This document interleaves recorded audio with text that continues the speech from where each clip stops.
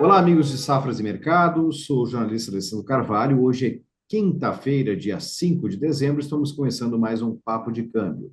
Antes de chamar meu convidado, eu sempre lembro aqui no nosso canal Safras TV que é importante você se inscrever e ativar as notificações. Assim você fica sabendo da atualização dos nossos vídeos. Todos os dias a gente tem um vídeo novo aqui no nosso canal Safras TV. Safras.com.br, você conhece a plataforma Safras. Tem tudo o que você precisa saber na plataforma Safras em um só lugar. Agência de notícias, nossas consultorias, enfim, tudo o que você precisa. Dito isso, sem mais delongas, já cumprimento meu companheiro do Papo de Câmbio, correspondente cambial, Lucas Berti. Tudo bem, Lucas? Muito boa tarde, Alessandro. Tudo ótimo? Como vão as coisas? Tudo tranquilo. Que Bom. loucura o Não está dólar, hein, tranquilo com o Lucas? dólar, né, Alessandro? Olha o dólar. O dólar tá uma loucura. A gente vai compartilhar aqui a tela e a gente vai ver esse patamar que é recorde, é histórico, né? O dólar acima de R$ 6, né? Lucas, tá tranquilo na tela aí? Tá acompanhando? Olha ali, ó, dólar superando a faixa dos 6,10. É um patamar que a gente nunca viu, né? É, Então, a gente precisa saber o que está levando o dólar para esses patamares aí, Lucas. pois é, Alessandro. A gente tem um fator aí interno bem mais importante que pesou muito, mas o mercado vinha um pouco estressado com essa, digamos, delonga aí essa morosidade do governo em publicar um pacote de contenção fiscal. E a princípio nós recebemos um pacote surpresa de que a gente já imaginava, claro, a gente já sabia dessas medidas de intenção de corte de IR, mas isso aí nos leva a crer que não tinha trabalhado bem a contenção dos gastos, né? Acabou gerando um problema, um temor de mais rombo, né, financeiro, dos quais seriam compensados com outras medidas de taxa de tributárias em cima de outras classes de trabalhadores e contribuintes. Enfim, o que acontece é que o dólar estressou. O mercado não gostou, reagiu mal, o dólar realmente disparou um dia antes do anúncio que o governo publicou que ele anunciou que ia fazer o anúncio no dia seguinte e o mercado já começou a ler mal, porque já possivelmente já tinha vazado alguma coisa sobre a questão do corte do IR, que vem acarretar aí num aumento das contas, dos gastos de 50 bi, segundo alguns analistas, tá? Ao ano, né? Estamos falando. Então, isso aí é preocupante, preocupou o mercado estressou, foi acima de 6,11. E também lá fora alguma coisa em relação a uma redução no ciclo de corte de juros do Fed, ou seja, com esse alinhamento maior nas metas de inflação dos Estados Unidos, ou seja, os Estados Unidos já convergindo um pouco mais para suas metas de inflação, começa a haver uma intenção de cortar juros mais lentamente do que vinha, né, do que vinha ocorrendo. Isso aí também a gente começa a pensar, bom, isso aí também é um motivo do mercado ter um certo tipo de refúgio um pouco mais no dólar. Mas a boa notícia, que embora agora eu acompanhando agora a tela, já vejo que essa boa notícia está revertendo, é que o dólar caiu bem depois disso, hoje especialmente, caiu muito bem, porque ele havia se consolidado acima desses R$ 6, e você olhando ali o gráfico, você consegue enxergar isso, né? Veja bem, Alessandro, olhando o gráfico, a gente vê esse patamar de máximas históricas ocorrido lá atrás, em maio de 2020. Nós estávamos em pandemia, né? Então, É, muita gente saindo de casa. Você também deve ter sido bastante afetado aí. E quando começou o conceito muito do trabalho home office, enfim, mas um temor fez o dólar sair lá de um patamar e logo subir para quase R$ 6. Bom, nós rompemos esse patamar, porque o fiscal ele também é importante. Mas hoje nós tivemos aí alguns indicadores dos Estados Unidos mostrando ontem uma redução na atividade econômica, mas não reduzindo ao ponto de causar preocupação em desaceleração econômica. Você lembra que a gente comentou algumas vezes aqui sobre a produção industrial ela está econômica, né? A atividade industrial estar a partir de 50 pontos, ela mostra que ela está crescendo a economia. Abaixo de 50 pontos, ela mostra que ela está desacelerando. Não foi o que ocorreu, porque mostrou acima de 50, abaixo da estimativa do mercado, apesar de tudo. Mas um crescimento um pouco mais contido, com uma criação de empregos também um pouco abaixo, como mostrou o relatório de empregos YOLTS, que é um relatório dos Estados Unidos que nós temos, que ele é bastante amplo. Isso nos leva a crer o quê? Que não, isso gera menos impacto inflacionário no país. Então, hoje nós estamos tendo que um mercado de investidores indo para mercados mais de risco, o dólar caindo mais hoje, né? E nesse interim todo de nossas conversas aqui, que a gente já fala aqui de bastante papo de câmbio, nós temos aí o protagonista aí das altas, que é a Bitcoin, né? E nas alturas, não só pegou esse vácuo aí, digamos assim, da subida do Bitcoin, mas juntamente combinação com o dólar subindo. Então você tem aqui Bitcoin hoje a torno aí de 610 mil reais. Você viu o Bitcoin a 10 mil reais, né, Alessandro, lá atrás, né? Lembra? Então, nós temos hoje Bitcoin a 600. Então, ou seja, é realmente um ativo que tá chamando a atenção. Mas não é o nosso papo aqui, porque ao mesmo tempo que esse ativo chama a atenção, e o mercado fala que o Bitcoin também de uma certa forma, deteriora, né, a importância do dólar, a gente não vê isso, porque o dólar está subindo. E o dólar sobe em diversos lugares, né? O dólar está forte em diversas praças, ou seja, é uma moeda de refúgio ainda, mas o Bitcoin está ganhando muito aí, outras criptos estão ganhando muito terreno em função das declarações do Trump de dar um certo incentivo e o apoio às criptos. Mas voltando ao dólar, hoje a gente. Lucas, deixa eu só fazer uma pergunta aqui, ó. Bom, o dólar passou de 6,10, né, no topo, e agora a gente está vendo essa correção toda que é bem forte. Isso é só pacote fiscal? É só maior otimismo agora com essa queda de que vai vir uma coisa melhor, vai ser reajustado? Ou daqui a pouco já tem também algum olhar para a próxima decisão de juros? Tem agora, né? Então, como é que tu vê isso aí, Lucas? Eu vejo que o olhar na decisão de juros, ela está um pouco mais pautada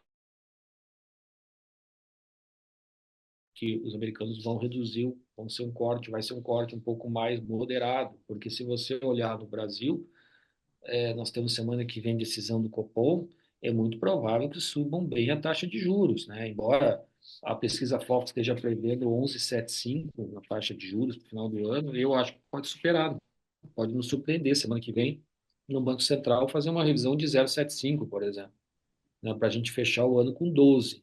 Seria bom para o nosso real? Então, de certa forma, sim, mas veja bem, esses juros muito mais altos ele começa a gerar um certo tipo de receio do investidor, né? Esse descontrole sobre o pacote fiscal, porque a gente já vem falando isso aqui há muito tempo. É muito complicado você olhar para uma empresa que está com os números ruins e querer investir nas ações dela. A mesma coisa acontece com o Brasil. O Brasil está crescendo, isso é um ponto bom do né, do nosso país.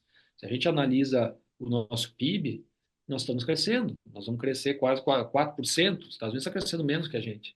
A China está crescendo bem menos do que costuma crescer. Entendeu? Nosso país não está parado, o país tá, tá, tá, tá crescendo, o país está se movimentando, né? Tá andando para frente. Só que ao mesmo tempo, esses gastos eles tornam nosso investimento aqui um pouco temerário. Por isso que houve essa fuga de capital, né? O mercado começou a não é por especulação, eu acredito, porque de fato se a gente avaliar e analisar, estava inclusive conversando com uma economista ontem do Banco Oribank, né, que é uma pessoa especializada também em São Paulo, e realmente o pacote de contenção de gastos ele não é claro, ele não define diretriz, não dá diretrizes ou não dá uma certeza de como eles vão cumprir esse déficit zero, né? Então isso aí é um problema para o mercado, porque assim de falas né, e convencimento que não convence o mercado. E realmente o pacote foi um desastre se você pensar em termos de perspectiva porque nós estamos falando daquele rombo gigante de 250 bi lá e realmente o pessoal não está tratando muito isso, pelo contrário, pareceu mais um pacote populista eleitoral para o momento que nós estamos vivendo, né? Até porque uma redução no IR assim, ela deveria ser feita, mas gradativamente, né? Não é para esses salários até 5 mil, não é uma coisa que você pode jogar no mercado, no ano que nós estamos aí falando de déficit desde o início do ano, desde o início do governo, então isso aí não pegou bem. A gente tem, claro, uma inflação natural do dólar, né? O dólar tende a subir no seu longo prazo, né? Ele tem uma inflação natural, mas o Brasil, você tem uma ideia, Sam, nós ultrapassamos esse ano a lira turca como a moeda que mais desvalorizou, isso é preocupante. A lira turca, desculpa, a Turquia é um país aí que nós temos uma taxa de juros de 50%. É uma economia completamente descontrolada, é o chamado junk bonds, né? Você não bota dinheiro lá assim, entende? Então, nós vamos ver o que vai acontecer. Eu acho que bom que o dólar caiu naturalmente, já um pouco, sem a intervenção do Banco Central. Nós estamos nesse período Lula, que é um período que anti-intervenção do Banco Central. Nós não tivemos nenhum leilão à vista nesse governo. A gente comentou isso no nosso programa passado, mas com a entrada do novo presidente do E Banco isso é Central, interessante, né, Lucas? Porque com toda essa subida podia ter havido, né? eu acho que te- poderia ter havido, e acho Não estou defendendo que devia ter havido, só disse que podia ter havido, de repente, né? eu acho que é curioso não ter havido, mas eu acho que é um pouco a forma, a mentalidade desse nosso presidente do Banco Central, que é nós fizemos o nosso trabalho de tentar manter a inflação baixa, mas o governo precisa fazer o seu. Esse é o recado do Roberto Campos, né? Precisa fazer o seu trabalho, que é manter as contas ajustadas. A intervenção, talvez a leitura dele seja que fazer uma intervenção, ela não vai realmente tapar o buraco, ela não vai enganar, ou, sabe, ela pode ser momentaneamente, assim, naqueles 10, 15 minutos de pregão, pode ser um movimento rápido para baixo. E depois, se o mercado sobe ligeiramente, até pior, sabe? A própria intervenção já é um sinal de que não está dando certo o negócio, né? A intervenção, é que também a intervenção, Alessandro, quando você fez, né? Alguém se beneficia, o próprio governo, ele joga esse dinheiro no mercado, ele dá liquidez. Ele levou esse dinheiro a menos, possivelmente, quando ele vai compondo essas reservas. Mas o Brasil compôs um bom saldo a mais de reservas nesses últimos 2 anos, depois da pandemia. Nós chegamos a fazer muito leilão à vista, tivemos aí acho que quase uns 20, 30 bi de leilão à vista, para conter, porque se não tivesse feito, aí o dólar não ia É, ter controle, mas era um mas outro cenário, né? Não é, era um outro não é cenário. esse momento, né? Era um cenário que nós não tínhamos vacina, nós não tínhamos controle, não sabíamos para onde ia a pandemia. Foi um cenário que ninguém sabia como agir, né? Para você ter uma ideia, naquele período, o nosso risco país era 250 pontos. O nosso risco país hoje é em torno de 160 pontos, né? Está bem controlado. Então, assim, são coisas que a matemática, né? Ela é muito, a equação ela é muito complexa, assim. Mas curiosamente não houve nenhuma intervenção. Mas talvez com esse novo presidente do BC, que aparentemente é uma pessoa bastante técnica e segue digamos, alguns métodos do Roberto Campos, está de acordo, ele é um presidente do BC colocado pelo governo atual, que vem há tempo dizendo que tem que intervir, entendeu? Quando acontece isso, né? Nós tivemos a próprio líderes de partido do PT falando que o problema dessa subida do dólar foi a especulação, é a Faria Lima, é coisa do gênero, né? Mas então nos leva a crer que pode ser que ele venha a intervir caso venha a subir novamente, mas dessa forma como nós vimos. No momento é o seguinte, nós vemos dólar de novo próximo dos 6, me preocupa um pouco essa questão de a gente ter tido essa queda e o dólar não conseguir consolidar abaixo de 6, que aí mostra que não tem força para cair. Porque nós estamos tecnicamente, a gente está falando bastante de fundamento, mas tecnicamente nós estamos num ponto sensível, nós estamos perto dos 6, que é aquele ponto psicológico, né, de mercado. Ao mesmo tempo, nós estamos num ponto de suporte, que é o fashion gap do dólar, e hoje de manhã ele fechou esse gap, por exemplo. Mas o dólar já está se recuperando. Aqui, vendo na minha tela, o futuro já está acima de 6. Então, a gente tem que observar isso, né? Se o dólar não consegue se consolidar abaixo dos R$ 6, a gente pode definitivamente começar a duvidar de uma retração, sabe? Vamos É para a isso, agenda, Lucas? basicamente. Vamos para a agenda da semana? Vamos. Temos na tela. Vai lá, Lucas. Bom, a gente tem uma agenda na semana que vem, a gente tem alguns números interessantes pensando, vamos falar, segunda-feira nada de Brasil e Estados Unidos, nós temos China, índice de preço ao produtor e consumidor, mês de novembro e também anual, né, do acumulado. É interessante isso, porque a China é aquele país curioso, né, nós estamos tendo aí fala-se pouco com outro entusiasmo sobre a China esse ano. A gente está tendo um ano bem, uma desaceleração forte na economia chinesa, que também está afetando as nossas commodities. Mas vamos ver como é que vem esse índice ao produtor e ao consumidor na segunda-feira. Na terça-feira, a gente tem IPCA acumulado do Brasil dos últimos 12 meses. Bom, isso aí é interessante para a gente começar a pensar. Pode ser que venha influenciar um pouquinho nas decisões do Banco Central no dia, porque começa a reunião na manhã, na terça-feira, do dia 10 de dezembro, e ela acaba na quarta-feira, quando vai ser divulgada a taxa Selic. Qual a sua aposta na taxa Selic, Alessandro? Você, o que você acha? Não, eu não tenho opinião, Lucas. Eu não manifesto, eu não tenho essa sabedoria aí que vocês têm, mas eu acho que pode continuar o processo que a gente viu, né? Subidinha um pouco na taxa Selic, É, né? Pelo menos aí uns 0,5% para cima, um meio ponto percentual, vamos falar assim. isso aí é para os técnicos. Para os técnicos. Então, a gente tem o PCA na terça-feira, na quarta-feira a gente vai ter nos Estados Unidos índice de preço ao produtor e consumidor. Importante. Por que esse dado é importante? Porque esse dado ele pode refletir na decisão de taxa de juros dos Estados Unidos da semana seguinte. Nós não vamos ter essa semana, na semana que vem, a super quarta. Então, semana que vem é Copom, na semana seguinte, do dia 19, desculpa, 18, nós vamos ter a decisão da taxa de juros dos Estados Unidos. E esse índice de preço ao produtor e consumidor de novembro, ele é um componente importante. Ele é primordial para essa decisão na semana seguinte. Então, taxa Selic na quarta-feira, vamos aguardar.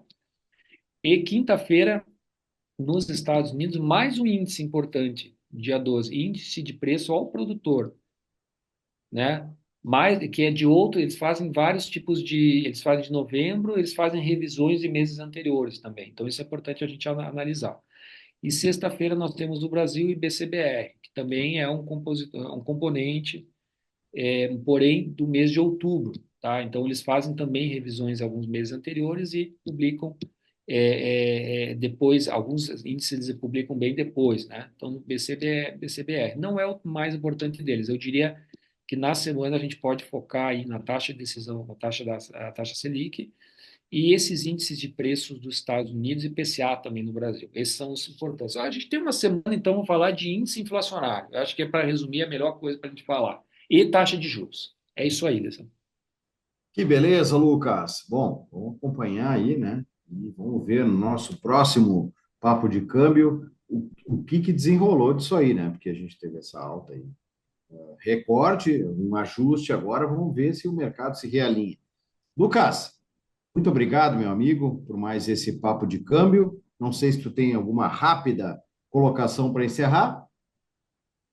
Olha, Alessandro, difícil. Eu estou em cima do muro com esse dólar aí, então acho melhor eu não me calar e não falar nada. Só acredito que vai ter aí uma taxa Selic que pode surpreender. Só isso. Mas não vou dar meu pitaco essa vez. É verdade, isso aí é. Quando a gente não tem uma opinião assim muito formada, muito clara, é melhor em cima do muro, tá tudo bem. A gente não sabe, né, às vezes, para onde vai, né? É A que gente nem não afeta nenhum lado nem o outro, né? Os não, compradores nem os outro, vendedores. vou me atirar aí, não. no fogo sem saber exatamente o que vai Não, acontecer, não. É assim que a gente é, faz. E, aliás, safras de mercado tem isso, né? São dezenas de anos de um cuidado muito grande com as informações e a gente não coloca análises que a gente não tem, assim, uma maior... E por isso que nós estamos com o Lucas também, que ele é bem comedido nas suas avaliações. Lucas, muito obrigado. O meu recado final é que as nossas redes sociais sempre estão aqui no vídeo, fica junto com a gente. E também na descrição do vídeo tem os próximos eventos, cursos de safras e mercado. Tá? Clica lá, te informa que tem as melhores informações para vocês. Lucas Berti, muito obrigado, meu amigo. Até a próxima. obrigado, Alessandro. Valeu, abraço.